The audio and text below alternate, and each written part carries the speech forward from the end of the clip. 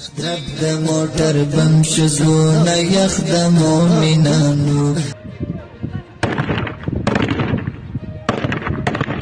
طالبانو د نیمروز جګړې وروسته د شکرانې سجدې وکړې. ملا یعقوب ایران ته ویلي تیږې سره ډغرې مه وهئ. جزئیات همدلته وګورئ او چینل سبسکرایب کړئ.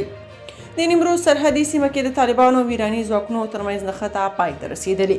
د ایران تصنیم خبري اژانس راپور ورکړی چې د نیمروز ولایت په کنګ سرحدي ولسوالۍ کې د ایراني او طالب سرحدي ځواکونو ترمنځ نښته پای ته رسېدلې ده.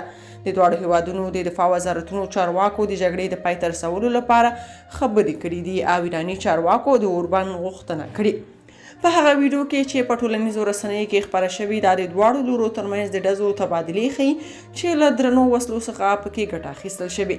سرچینې وایي چې ایراني ځواکونه پر افغان خاورې د توغندیو ګزارونه هم کړي. ایراني رسنیو د خپل یو عسکر د وژلو پخلی هم کړی دی.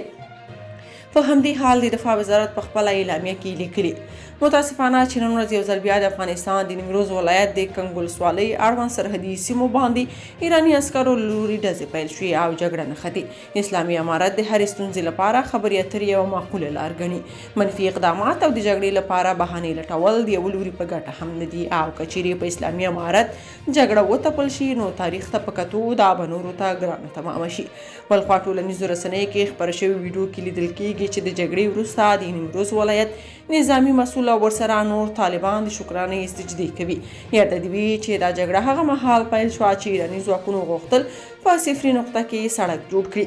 ټولنیزو رسنیو کې افغانانو د طالبانو د میړانې ستاینه کړې او ویلي دي چې طالبان باید د ایران هیڅ غوښتنې ته سر ټیټ نه کړي او همداسې قاطع او غاښ ماتونکی ځواب ورکړي.